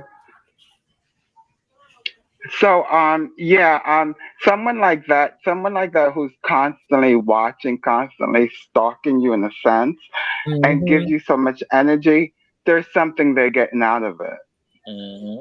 Always. Yep. No one do nothing for nothing. I forgot some of the things you guys was talking about that I wanted to kind of comment on. If you could kind of catch me up. So I want to add to that before you catch a TS up, Reckless. That because we also spoke in that other conversation about what the real root of homophobia really is, and the root of homophobia really is misogyny. And so I don't believe that we're going to see homophobia lift or transphobia lift or queerphobia lift until misogyny is transcended. because if you look at the people who patriarchy and toxic masculinity makes an exception for, when it comes to queer people, aka they make an exception for trans men, aka they make a large exception for same gender loving women, hence these men loving threesomes and loving bisexual women and loving to see woman bisexuality in action, etc. But if you look at who patriarchy and toxic masculinity actually attacks, it's trans women and effeminate queer men. And so what that tells me is that, what your homophobia really is embodying is anti-feminine, which now makes sense in terms of why there even is a patriarchy, because that patriarchy largely oppresses and is anti-woman, anti-feminine, aka patriarchy, aka women not having the right to vote, not having the right to work, being reduced to slave damn labor at the hands of a man. So this is an attack on the divine feminine, which the queer community largely is a byproduct of, is a birth child of the divine feminine goddess.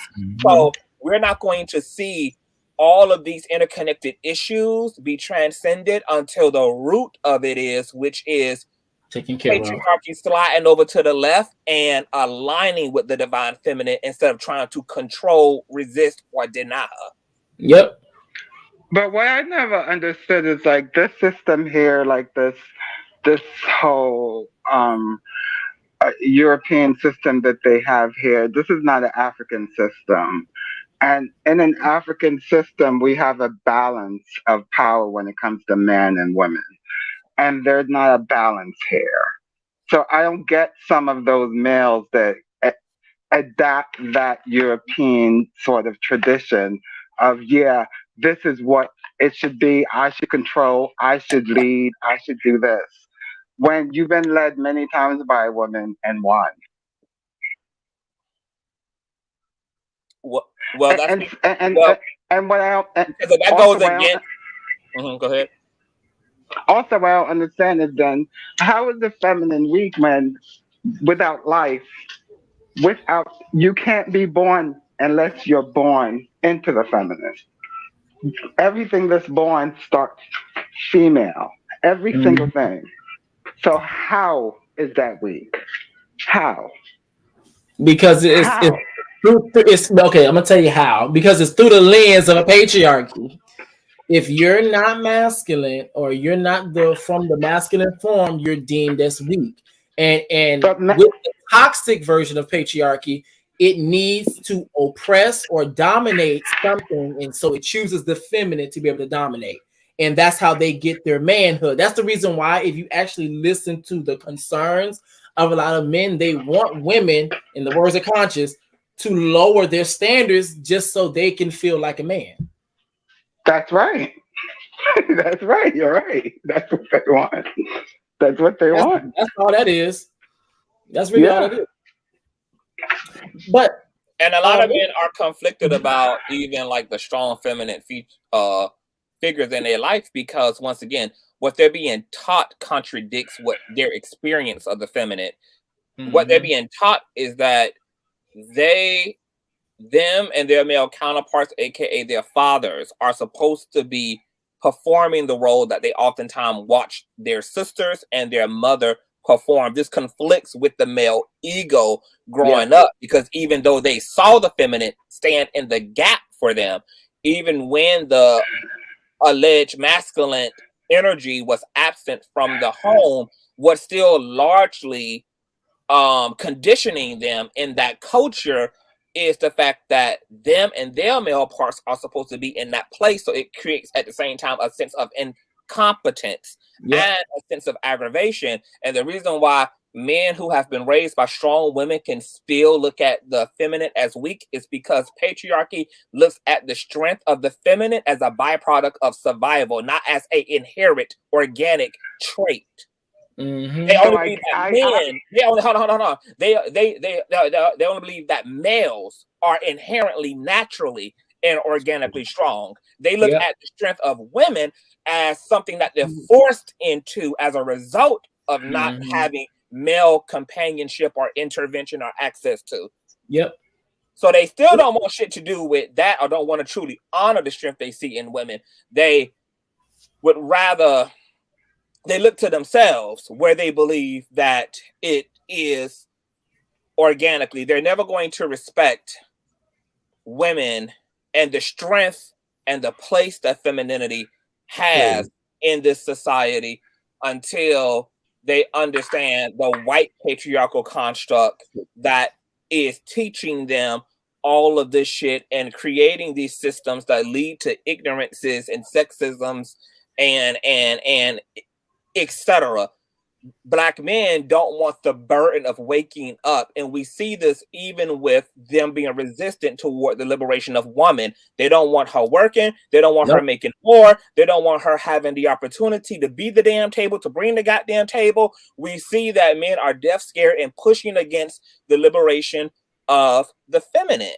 And so and they would rather do that because that's easier than actually knowing that self and becoming that self, and seeing the liberation of women as an opportunity for men to finally create a organic substantive identity for themselves.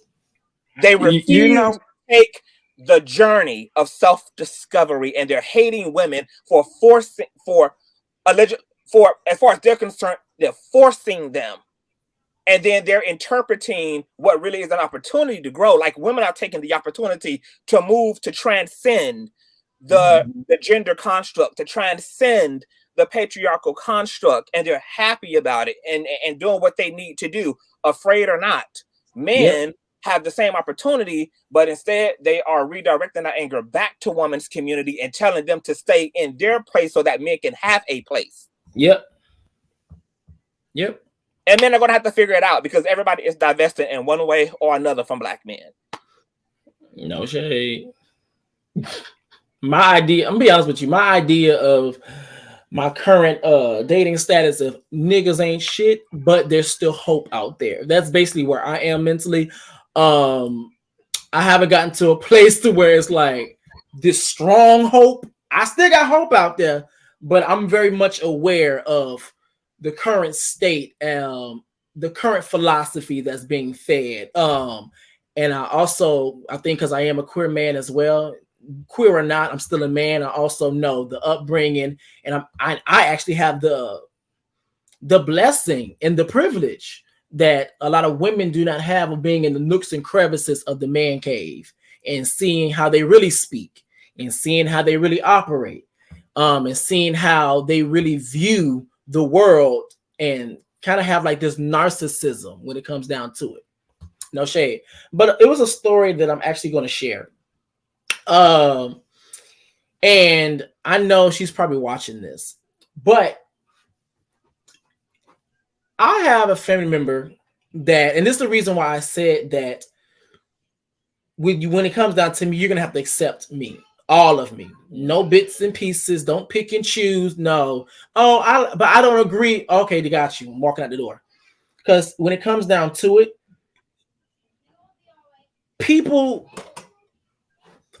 most of the time, people don't know how to separate what I believe versus, even though I believe those things, this other person does not believe those things, but I still love you in consciousness experience.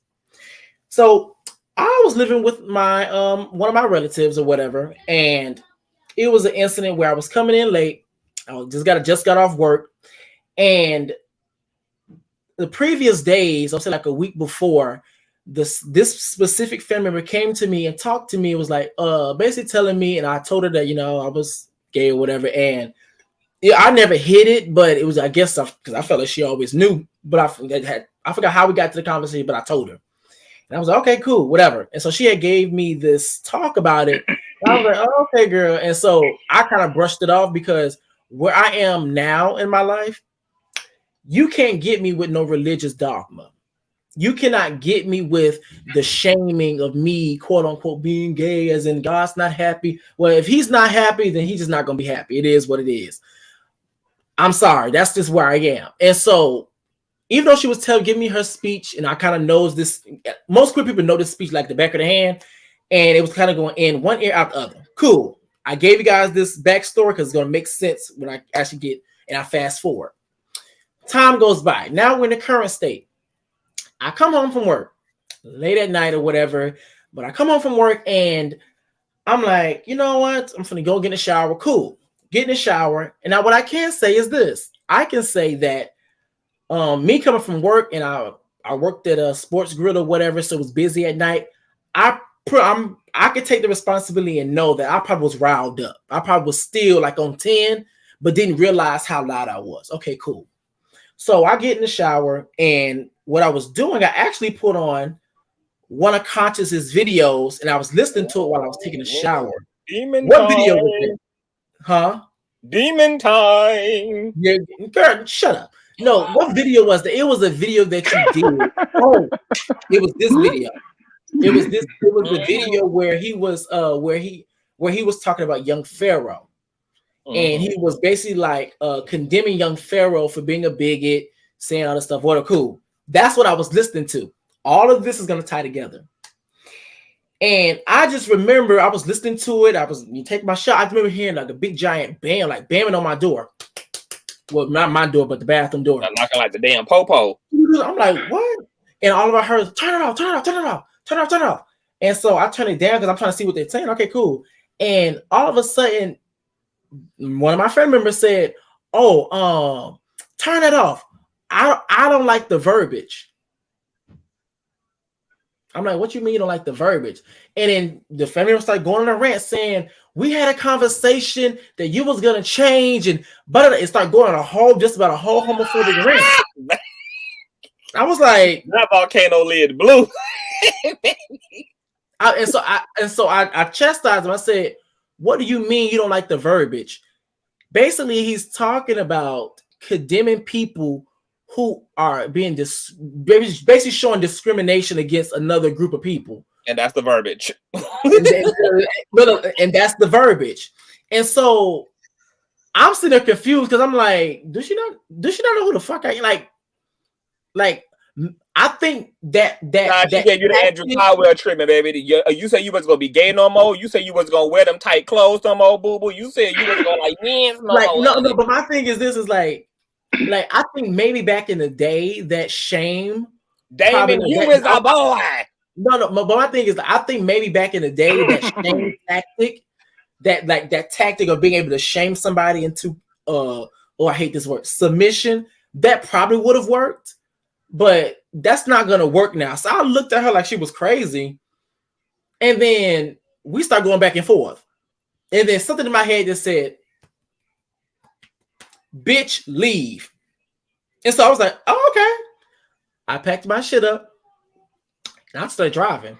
I called Conscious. We had talked that whole night. Literally almost got in a car crash and everything. Talked that whole night, and I left. And so I'm not gonna sit around somebody and that shows exception to me just because I'm family. Because at the end of the day, if you don't accept all of me, then you do not really doesn't show exception. And kind of really doesn't show exception. Don't even show exception. And plus, even to this day, I do not speak to that person. They reach out to me all the time. They probably watching this live right now. And I know they always message me. But I still got love for the person, but you will never see me ever again until you get your act right. And God bless my mom's soul. And God bless my mom's soul. She used to always talk to me and say, you need to make up with this person. I said, no, I don't. Oh God, there you go. No, I would say, no, I don't. Until they learn how to respect me, then I will do what needs to be happening. But until then, I'm perfectly fine. Like we need to stop. Our parents and their parents' generation need to stop getting us to adhere to the narcissism of the elder title. Yeah. And every single time my mom said that, she'd be like, you know what, you're right. And I was like, yes, I know I'm right. I don't get, and my thing is, I didn't care if I was wrong. I was not going back over there to talk to her because my thing is, I'm not going to put myself in a position to be disrespected. And just because at the time I was living there, you thought it was going to be okay. No, I'm about to leave. I'm about to bless myself and you without my presence in your house. Yeah. I'm just going to leave. And that's what I mean, a reckless by that's my issue. Okay. You feel what you feel, but you don't have a right to berate, to subjugate, to force into, to pound and Bible thump, and to just push your shit. Like, you don't get to police me because of the way you feel. Like, if the way I exist is bothering you that bad, you need to just be grown enough to say, hey, this probably not gonna work out for the both of us. It's probably best you live somewhere else. But yeah, you don't get to do all of that, and nobody should be forced to have to put up with any of that. And I'm not. Like, I'm so, back in the day, I probably would have been crying and like, oh my God. But I'm not dealing with that. Like, that's why you have to come correct. Because and that's the thing. It's like, and that's why I always go hard on when Black people talk about, oh, we can disagree and still do the. My existence is nothing to fucking disagree with. Like, it's nothing to disagree with. You're expecting people to do something that you as a whole, as us as a collective Black people, we're not going to do. We're not accepting fucking white people that have fucking racist ass views and and plus on top of that, sticking to those racist ass views. We're not accepting white people that look at Black people as monkeys. We're not accepting white people that look at Black people as inferior. We're not accepting those people. So don't get in my motherfucking face and tell me that I gotta accept a motherfucker who don't even see me as a fucking human being. Please stop. I'm reckless. I wanted to ask you, how does it feel? How does it feel to take your power back? Oh, it felt well, because like mentally, I was in a whole different space. Like, I was like, it was the easiest one. It was the easiest decision. Okay, go. I'm gonna leave. I'm gonna leave. Like, I'm not dealing with. I'm telling you, I was literally willing to sleep in my car, but I was at peace. And I think I think I did for one night, but I was at peace. I was not dealing with that, and even to this day, they always hit me up.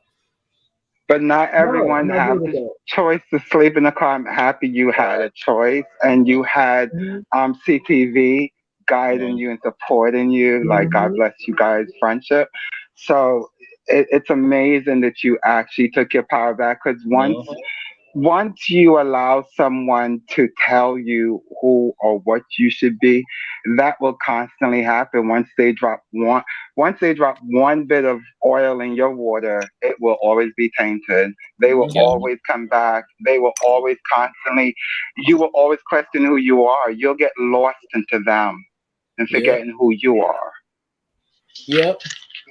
And I'm also gonna tell you the secret about that too. And I always say this, and it's probably gonna sound so it's like, I guess it's gonna sound like one of them things. I don't know what the term is, but it's the term where like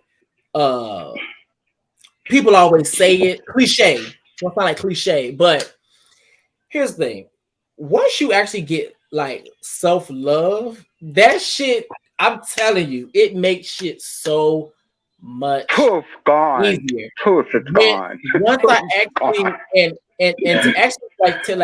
to actually take into like, to actually compartmentalize it, to once I actually accepted myself, when I actually came to terms with me being gay, with me not having a religious dogma, with me actually dealing with the idea that, yo, you're not gonna go to hell, and understanding the Bible from a historical context and all those things, I was like, I was able to accept myself and be able to not tolerate with that shit. Because when I didn't really accept myself and I didn't really understand why I was feeling this way, and I was really in that space, people were able to use that tactic, and I would feel bad. But I know who I am now, so I was like, girl, deuces. And now it's a hill that you're willing to die on. Yeah. Very much. Yep. Same here. That's a muscle no one could touch now. That's beautiful. And that's why, and I always say on my platform, at least I try to say it every single time there's a perfect opportunity. Self-love is very much needed. And I know a lot of times people just say it, but it's just that when you literally get to that space, you do not deal with a lot of that shit that you probably dealt with before. You do not. I'm telling you, you do not. I'm telling you, you do not. And I just like, that's why now, like, I have like that debating spirit, like a lot of stuff I don't let slide. Like, they'll say something like, so what you mean by that?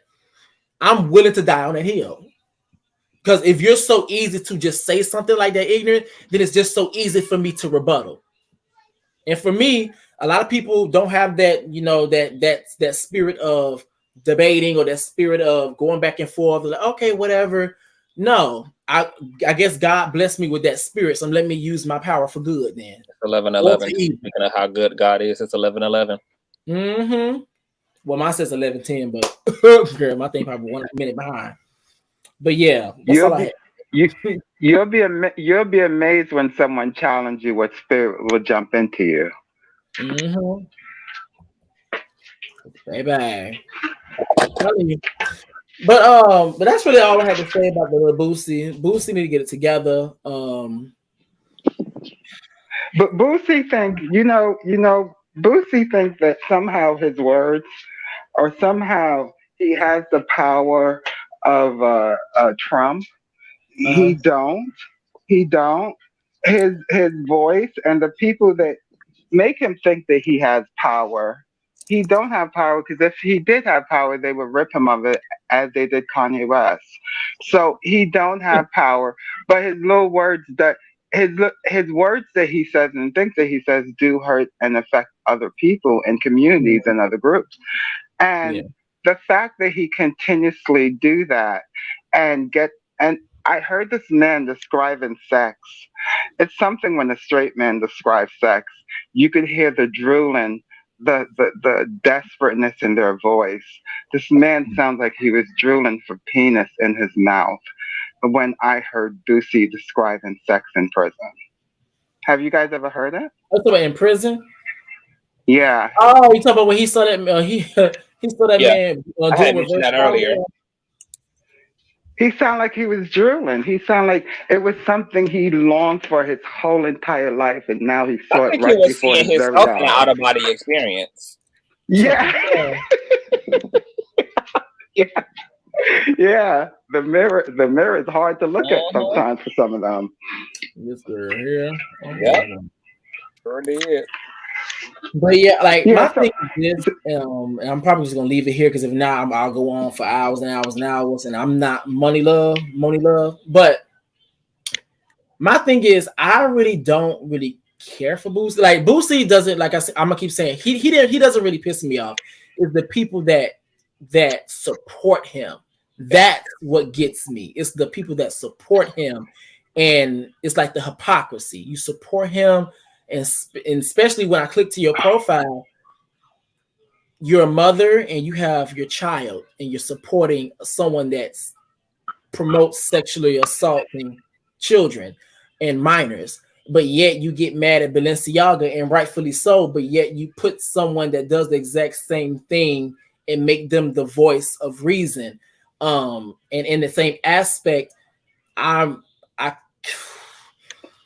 I kind of feel bad. I'm probably gonna sound harsh, but I said I kind of feel bad for his children, in a sense, to where, from what I understand, is to the sense to where you're teaching them to be all fucked up, and then when they grow up in the world and they come across different types of people, they're gonna have nothing but bad experiences, or everything about them is gonna be just transactional. People, since they do have wealth and they do have access to money, people are only gonna like them because of their money. Women are only going to love them because of their money, because you're teaching them to also at the same time be emotionally sterile. You're teaching them also to be fucking dumb as hell. What happened? Reckless. Let's say that wasn't him. Let's say that was a transsexual. Let's say that was a gay man that was teaching their child to have sex with an adult. Yeah. Oral sex. Do you know how quickly they would be in prison? Do you know how quickly they would be in prison? There goes the bias. There goes the bias, though. There's the bias. And then on top of that, you're also talking about a man that supports Tiffany Haddish. You're also talking about a man that supports R. Kelly. It's like these facts are... You also talk about a man who supports J. Prince Jr., and men who are now connected to the homicide of Offset, Because remember, Lil Boosie. You mean take off? You mean take off? You mean take off? I mean a takeoff. Because remember, Lil Boosie held a dice game too for his 60th birthday that involved Duke the Jeweler, that was hosted by Jay Prince and all of them, and Lil Cam Fitz was in attendance as well. And guess what? Duke the Jeweler, he never made it home alive either, just like Takeoff didn't. So this man runs in toxic circles. He runs with mob ties and street dudes and all this on top of his homophobia, his transphobia. His music is garbage and demonically infused. And he's just a trash ass individual. He is the gutter. Behind him. No, as long as he's a homophobe and transphobe, he's all right with them.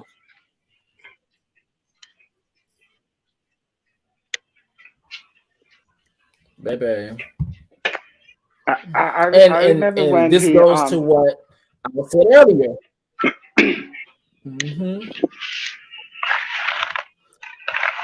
I remember when he got shot in his leg, and he was running around with that same crew, that same mafia crew, and he started whining and begging and tried to act somewhat human.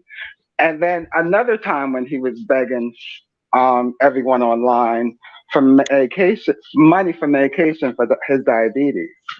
But if you look at this man's house and the amount of money he has, he's begging the public for diabetes medication money for it. Good. It's just he's a complete utter mess. He's a mess, and I don't know what the Black community can do about him, but to ignore him and let him die. Let him verbally die, not physically. Verbally, just die.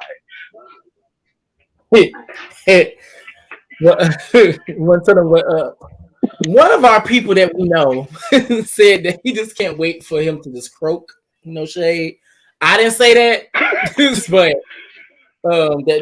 that's what was said. I was like, damn. So it's just funny that you actually mentioned that. But I'm just like I keep saying, it's just the fact that it's just the people that support him. Like, it's just the people that support him. Though, like Lil Boosie is like 60% of the damn population at this point. So like he's hardly the problem. He's like a symptom of it's just the people like that him. Is at the root of American culture, and it's religious culture and it's societal norms. And there are plenty of people who feel exactly like he feels, which is why his shit goes viral and why those comments look the way that they look. So for me, I'm hardly polarized by Lil Boosie as much as I am polarized by the fact that this is just still an ideology of ignorance that's held by so many fucking people. It's just crazy. Well, that is it for my video. You got anything you else want to say to us? No, not really. Other than Boosie need to verbally die. In our community, we know that people that try to harm us, they don't no longer exist to us, like a Macy Gray. She's dead to us. So we already know that. Like, once you go against us in that way that you're so disgusting like him, you're already dead to us. You could be walking around the earth, but don't matter to me. But thank you guys for letting me come on. Thank you, TS. You're welcome. Thank you. Alrighty, conscious. It's only me and you now. Started off. I am about to go live on my platform right after this. Okay. To get into a Venture Grace sit down with no other than Larry Reed live because things are very interesting. You should join me over there. I was actually about to go to the gym. I can go and probably cam down. Huh? I mean, I can probably go and cam down. Okay, well that's up to you.